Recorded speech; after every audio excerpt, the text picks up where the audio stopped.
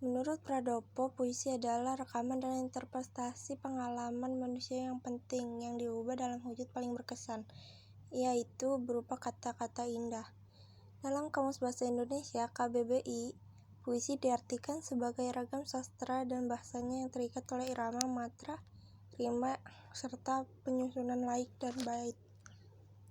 Pembagian jenis puisi. Jenis puisi beberapa jenis penggolongan didasarkan pada isi dan bentuk. Jenis puisi meliputi balada, hima, ode, epigram, roman, elegi, dan sitire. Balada merupakan jenis puisi yang bercerita atau mengisahkan tentang kehidupan. Hime merupakan jenis puisi yang berisi pujian kepada Sang Pencipta atau Tuhan. Ode merupakan jenis puisi yang berisi sanjungan kepada seorang yang berjasa. Epigram merupakan jenis puisi yang berisi tuntunan atau penuah hidup. Roman merupakan jenis puisi yang berisi kisah cinta. Elegi merupakan jenis puisi yang berisi kesedihan. Satire merupakan jenis puisi yang mengandung sindiran atau kritikan. Puisi juga dapat dibedakan berdasarkan bentuknya, yaitu puisi lama, puisi baru, dan puisi kontemporer. Puisi lama adalah puisi yang terikat oleh aturan-aturan tertentu, misalnya jumlah kata atau suku kata dalam tiap baris, jumlah baris setiap bait, sajakan atau rima, dan irama. Jenis puisi lama adalah pantun, syair, karmina, talibun, solokan, gurinda, matra, dan bidal. Puisi baru adalah puisi yang sudah tidak terikat oleh aturan-aturan mengikat seperti puisi lama sehingga cenderung lebih bebas. Puisi baru diketahui nama pengarangnya. Sedangkan puisi kontemporer adalah jenis puisi yang sudah tidak terikat oleh menggunakan kaidah penulisan puisi pada umumnya. Penulis memiliki kebebasan mengekspresikan gagasannya tanpa terikat aturan baris, bentuk, ataupun rima. Puisi ini lebih mengutamakan isi daripada bentuk. Makna puisi kontemporer lebih sulit mengartikan karena menggunakan idiom yang tidak lazim atau konvensional. Karakteristik atau ciri khusus puisi menurut Wirdamanto. 1. Padat, yaitu puisi menyampaikan banyak hal tapi cenderung menggunakan sedikit kata. 2. Sublim, yaitu puisi selalu berupaya menampakkan keindahan dan sentuhan estetis. 3. Sugestif, yaitu puisi yang selalu mencoba mempengaruhi, menggerakkan hati, dan menyentuh kesadaran batin pembacanya. 4. Asosiatif, artinya melalui barisnya. Puisi menghubungkan beberapa peristiwa dengan terjadinya dengan diri penulisnya. 5. Inovatif, yaitu puisi selalu menampilkan keperbaruan dalam bentuk bahasa, baik dalam diksi maupun gaya. 6. Konotatif, artinya kata dan kalimat dalam puisi memiliki potensi makna yang tidak sesungguhnya. 7. Memiliki tipografi yang khas, artinya puisi memiliki bentuk visual yang khas, yang dibentuk oleh manajemen dan atau 7. Memiliki tipografi yang khas, artinya puisi memiliki bentuk visual yang khas, yang dibentuk oleh manajemen atau memotong laik. 8. Ekspresif, artinya kata-kata dalam puisi mampu secara tepat menggunakan perasaan, serta dapat menghadirkan suasana batin, perasaan, dan emosi tertentu. 9.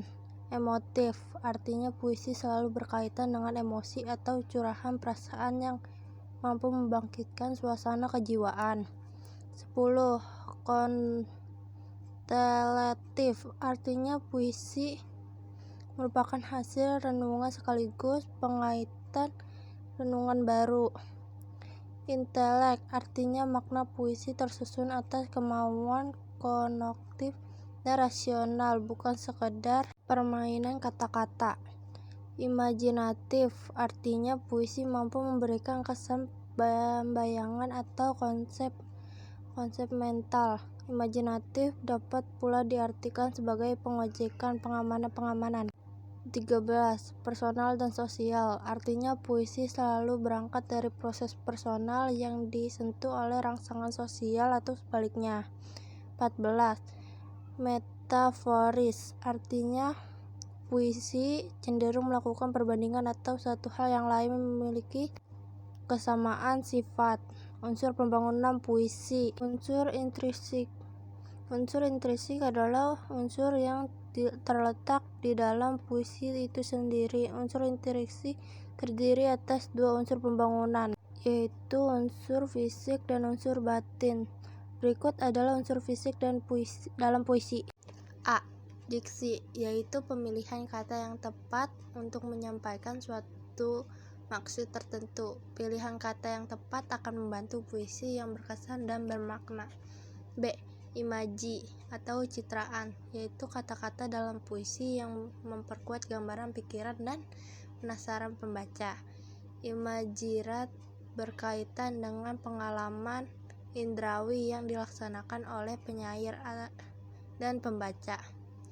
Terdapat 6 citra, yaitu citra penglihatan, citra pendengaran, citra peraba, citra gerak, dan citra penciuman, dan citra pengecap. C. Gaya bahasa atau majas, yaitu bahasa yang digunakan penyair dalam menangkap sesuatu secara tidak biasa atau tidak langsung. D.